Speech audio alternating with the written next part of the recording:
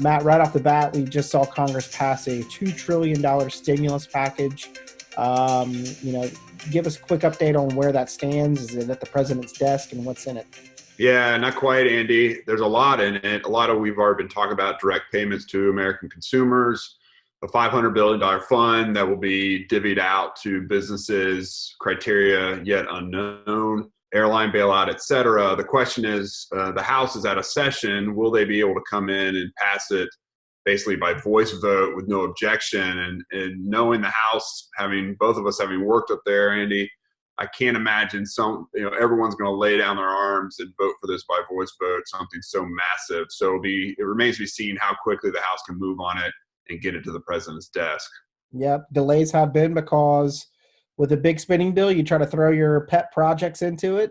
So we've seen that, and also the hang-up continues to have been the fund that would be run by the Treasury Department, where members of Congress do not like to cede authority to someone else to tax and spend, because that is a constitutional prerogative for them. The same thing happened in 2008. I was there when it did happen, when the Treasury Secretary then asked basically for a blank check. And for the next 4 or 5 days, Republican members were fighting with the Republican administration over this. So things are constantly in flux. We'll continue to update on that. In the meantime, Matt, we've been looking at sales numbers from about 6,000 doors. What are we looking at right now? Yeah, we haven't put out the weekly sales survey report, Andy, but it doesn't take a rocket scientist or an economist to understand that the numbers are going to be brutal. E-commerce is not as strong as we hope it would be, and sales have plummeted. We're talking 85-90% for much of the regions of the country. So this is unprecedented. The question is, how quickly will we get back to work? How quickly will doors open? And will we see a V recovery, a spike in demand? And that's hard to know. And so that's why we're so focused on trying to get the stimulus done and get it passed, and then also provide opportunities for companies to create some liquidity by delaying duty payments, by having better terms in their lease agreements, but tacking things on at the back end and not paying for the next 30 to 60 days. And I can tell you, and we've been tracking this closely because we've been engaging with the administration on this, but there is a debate raging within the White House about whether or not to allow companies to delay duty payments upwards of 90 days.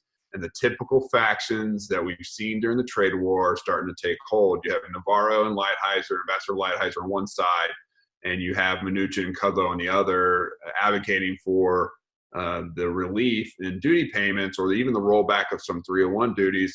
And, based on what the president has said publicly and what's been released, my suspicion, Andy, is that he will side with Navarro and Ambassador Lighthizer and see the need and the utility and continue to tax American consumers in a moment of crisis.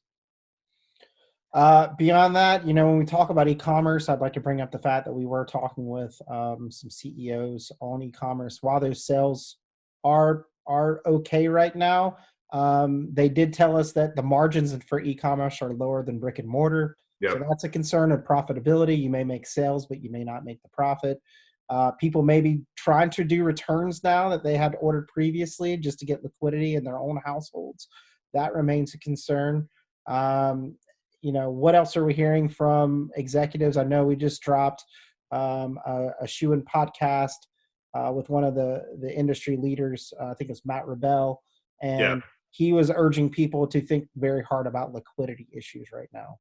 Yeah, that's the number one issue. The top 3 issues on every CEO's mind is liquidity, liquidity, liquidity. And those who have been sitting on a lot of cash are going to see burn rates they've never seen before to stay solvent during this time. And those who aren't on a lot of cash and live, let's say, corporately paycheck to paycheck, which a lot of smaller companies are going to have to figure out what the lifelines are, whether it's laying off staff or furloughing staff, accessing some of these small business loans that are becoming available, or maybe hoping that their state follows suit with what the president's trying to do and open things back up by Easter, which is April 12th. So all those things are on the table, and each company is different. And I can just tell you, going back to the e-commerce point, even though sales might increase on e-commerce platforms, we're not seeing it this past week, but even if they do in the long term, the price to fulfill one shipment of shoes is much higher than it is for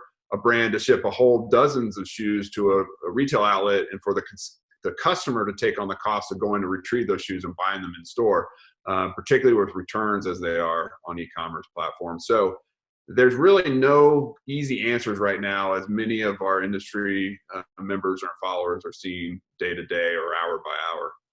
Great. That's great insight on kind of supply chain logistic costs and breakout to brick and mortar. Folks, again, we encourage you to go to fdra.org. You can click on a link to send a letter to your member of Congress and senators in under 10 seconds to help advocate for footwear jobs. Over 5,000 letters, Andy, have gone up the hill from footwear industry. 5,000 letters, but we need more. We need a lot more folks chiming in. Now is the time to get involved. To executives watching this, send this out to all your employees. Managers, send this out to all your employees. Send that link out and let them know that they can take action, make their voice heard. We are also pouring through Federal Reserve notifications. We know that the Federal Reserve is trying to open up a tap of about $4 trillion in liquidity. We're trying to figure out right now who has access to that. We know they're backstopping Small Business Administration on some of their loans. We're wondering if they're going to give money to capitalized large companies and allow them to have access to cheap and affordable capital right now to hold them over. We continue to do our analysis, but we need you to stay close as an industry. Please stay engaged with FDRA. Until next time, this is Matt Priest and Andy Polk with FDRA, and be safe.